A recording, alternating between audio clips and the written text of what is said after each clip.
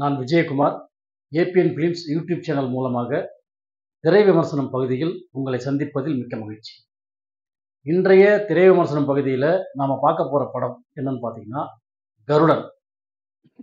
கருடன்றது ஒரு கழுகு. அது ஒரு கோயிலை சுற்றி சுற்றி வருதுனாக்கா அந்த கோயிலுக்கு அது பாதுகாப்பாக இருக்கு அப்படிங்கிறது ஐதீகம்.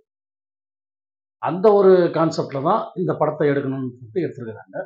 இந்த படத்தை கே. குமார் அவர்கள் தயாரிச்சிருக்காரு. துரை செந்தில்நாதன் அவர்கள் இயக்கியிருக்காரு. யுவன் சங்கர் ராஜா அவர்கள் இசையமைச்சிருக்காரு. இசை படத்துக்கு பெரிய பலமாக தான் இருக்கு. யுவன் சங்கர் ராஜா அருமையாக வாசிச்சிருக்காரு. பேக்ரவுண்ட் மியூசிக்லாம் மிரட்டி இருக்காரு. இந்த படத்துக்கு 3 கதாநாயகர்கள் படத்தில் இருக்காங்க. யாராருன்னு கேட்டிங்கன்னா சசிகுமார், சூரி, அப்புறம் உன்னி முகுந்தன் அப்படின்னு 3 பேர். இவங்க 3 பேர் நண்பர்கள். ஆர். உதயகுமார் நடிச்சிருக்காரு. அவர் ஒரு மினிஸ்டராக நடிச்சிருக்காரு. சமுத்திரகனி ஒரு போலீஸ் அதிகாரியாக நடிச்சிருக்காரு. ஆரம்ப காட்சியில் பார்த்தீங்கன்னாக்கா மினிஸ்டர் என்ன பண்ணுறாருனாக்கா ஒரு இடத்த போய் பார்க்குறாரு. அந்த இடம் சிட்டியிலே மெயினான இடத்துல ஏகப்பட்ட கிரவுண்டில் இருக்குது. அவ்வளோ பெரிய இடம். ஆனால் அதுக்கு உரிமையாளர்கள் யாருமே இல்லை. அந்த அந்த இடத்துக்கு உரிமையாளர் பத்திரத்தை எடுத்துக்கிட்டு வெளிநாட்டில் போய் செட்டில் ஆகிட்டாங்க. அவங்களாம் யாருன்னு தெரியாது. அந்த இடத்த ஒரு கோயிலுக்கு ஒரு மகாராஜா எழுதி வச்சதா ஒரு சரித்திரம் இருக்குது. அவர் எழுதி வச்ச பட்டயம் ஒரு கிராமத்தில் இருக்கிற கோயிலில் இருக்குது. அது ஒன்று மட்டும்தான் அந்த இடத்துக்கு ஆதாரமானது. அந்த பட்டயத்தை எடுத்துட்டா அதுக்கு ஆதாரம் யாருமே கிடையாது. அப்போ இந்த இடத்த என் பேரில் ரிஜிஸ்டர் பண்ணிடலாம் அப்படின்னு முடிவு பண்ணுறாரு மினிஸ்டர் ஆர். உதயகுமார். அதை தன்னுடைய ரிஜிஸ்ட்ரார் கிட்ட சொல்கிறாரு, ரிஜிஸ்டர் பண்ணுங்க. இல்லை சார், அந்த பட்டயம் இருக்கும்போது நம்ம ரிஜிஸ்டர் பண்ண முடியாது. அந்த பட்டயத்தை நான் எடுக்கிறேன், நீ கவலைப்படாத அப்படின்னு சொல்லிடுறாரு. அந்த பட்டயத்தை எடுக்கிறதுக்காக அந்த கிராமத்தில் ஒரு தேட்டர் ஓனராக அவர்கிட்ட சொல்கிறார் விஷயத்த, இந்த பட்டயத்தை எடுத்துருக்கு. அந்த பட்டயத்தை பாதுகாப்பது இந்த 3 பேரும், சசிகுமார், உன்னி முகுந்தன், சூரி 3 பேரும் அந்த பட்டயத்தை, இந்த கோயிலில் இருக்கிற பட்டயம் ஒரு பேங்க்கில் லாக்கரில் வச்சிருக்கு. அதை எடுக்கிறதுக்கான முயற்சியில் மினிஸ்டரோட ஆட்கள் இறங்கும்போது இவங்களோட மோதும்போது அவங்களுக்கு என்ன நடக்குது அப்படிங்கிறது தான் கதையோட ஒரு நோக்கமாக போயிட்டு இருக்கோம். இதில் நிறைய திருப்பு முனைகள்லாம் இருக்கும். இந்த 3 பேரில் சசிகுமார் எல்லா படத்துலையும் வரா மாதிரி ரொம்ப நல்லவராக இருக்கார். விரோதிக்கும் நல்லது செய்யக்கூடிய ஒரு நல்லவராக இருக்கார். அவருடைய நண்பர் உன்னி முகுந்தன் அவர் தான் படத்துக்கு அடித்தளமாக நிற்கிறாரு. சூரிய அவருடைய நண்பராக வராரு. அவருக்கு விசுவாசியாக இருக்கார். விசுவாசியாக இருந்தால் அவர் சொல்கிற எல்லா வேலையும் செய்வார். ஆனால் அவரை எதிர்த்து ஒன்றுமே செய்ய மாட்டார். அதாவது முன்ன ரஜினிகாந்த் காலத்தில் ரஜினி படம் நடிச்ச படம் பைரவின், அதில் பார்த்தீங்கன்னாக்கா ஒரு தவறான சிந்தனை, ஒரு கெட்ட எண்ணம் படைத்த ஒருத்தனுக்கு விசுவாசியாக ரஜினிகாந்த் இருப்பார்.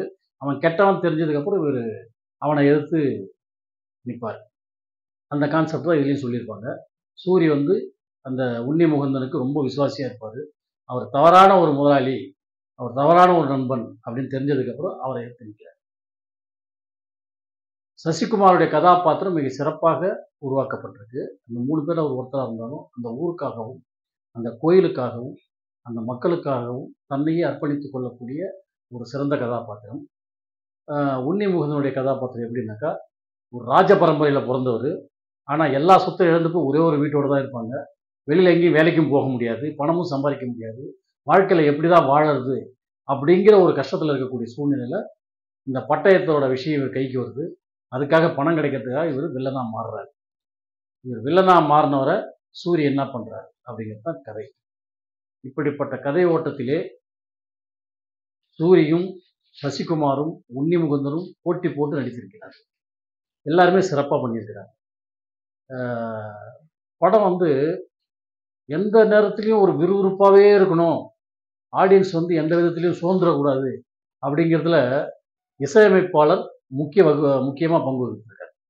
எப்படின்னு கேட்டிங்கன்னா, படம் ஆரம்பிச்சதுலேருந்து முடிகிற வரைக்கும் அவருடைய இசை, பேக்ரவுண்ட் ஆர்ஆர் மியூசிக் அவ்வளோ பிரமாதமாக பண்ணி அத்தனை பேரையும் படத்துக்குள்ளேயே கொண்டு நிறுத்தி வச்சிருக்காரு. படம் நல்ல விறுவிறுப்பாக போகுது. காட்சி சம்பவங்கள் மாறுது, சில திருப்பு முனைகள் வருது, எதிர்பார்த்த விஷயங்கள் அனைத்தும் மாறுது. கருடன் அப்படின்னு சொல்லிட்டு யாருன்னாக்கா எந்த ஒரு நல்ல விஷயங்களையும் கட்டி காப்பாற்றக்கூடியதுதான் கருடன். அந்த கருடனாக சூரியன் இருக்கின்றார். இந்த படம் மிக சிறப்பாக வந்திருக்கிறது. பாடல்களும் நன்றாக வந்திருக்கின்றது. இயக்குனர் துரை செந்தில்குமார் அவர்கள் மிக சிறப்பாக படத்தை இயக்கியிருக்கிறார்கள். காட்சிக்கு காட்சி விறுவிறுப்பை கூட்டியிருக்கிறார்கள். வசனங்களும் அங்கங்கே சொல்லும்படியாக அமைந்திருக்கிறது. ஒரு வ உன்னிமுகுந்தனை பார்த்து சூரி ஒரு வசனம் சொல்றாரு. அவருக்கு ஒரு விசுவாசமா இருந்தாரு. அவர் சொல்லுவாரு, "நான் நாயா இருந்தேன். என்னை நீ மனுஷனா மாத்திட்ட." ஏன்னா நல்லது கெட்டதை புரிஞ்சிக்கக்கூடிய எண்ணம் உள்ளவன், திறமை உள்ளவன் மனிதன். அது நல்லது கெட்டது புரியாம விசுவாசத்தை மட்டும் காட்டுறது நாய். அப்படிங்கிறது தான் அந்த விளக்கத்தை குடுக்குறாரு. நான் நாயா வெறும் விசுவாசியா தான் இருந்தேன்.